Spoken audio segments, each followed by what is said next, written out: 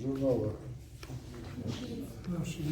Елена Царюкова, так что все вы знакомы, она наш почетный член Совета ТЭПов.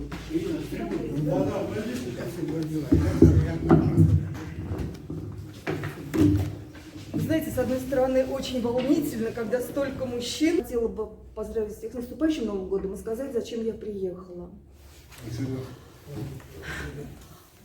Значит, будет следующий выпуск наших лиц. Я надеюсь, скоро, потому что он у меня уже в голове. Мне уже очень хочется его сделать. И новый выпуск наших лиц будет посвящен вашей замечательной молодежи.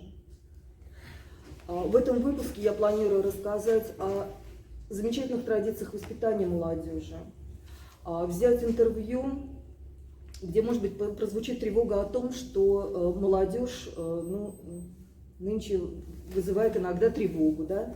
Вот, может быть, я планирую взять интервью у Марем Галаевой.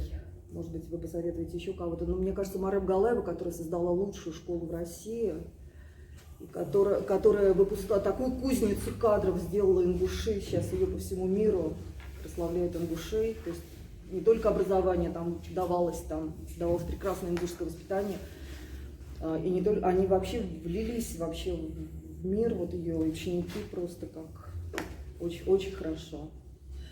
Вот, как того желали бы все.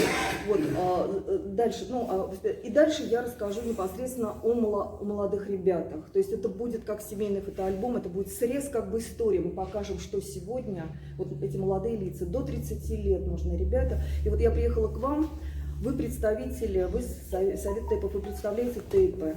Может быть, как-то, если я дам вам электронный адрес, вы подумаете и назовете от своих ТЭПов кандидатов в этот журнал. Знаете, вот этот журнал, кстати, я не хвастаюсь, это факт, аналогов нет ни в одной республике России. То есть дана ретроспектива, вот такая ретроспектива из 17, а будет 18, да, журнал, только у ингушей. И если, например, вот какие-то YouTube каналы, там, я не знаю, электронные носители, можно как-то заблокировать, да, можно, электричества завтра не будет, то все, да, то попробуйте заблокировать печатное слово, попробуйте заблокировать этот журнал. Я уверена, что он будет очень долго храниться в семьях, в библиотеках, поэтому вот я очень такое ему придаю значение важное, поэтому вот обращаюсь к вам. Ну вот как это сделать лучше, чтобы...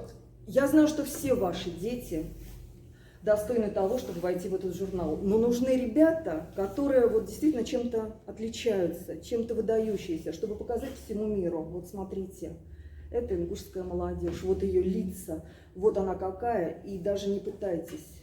Всегда будем жить и побеждать с такими потомками, с такой молодежью. Вот хочется таких вот ребят.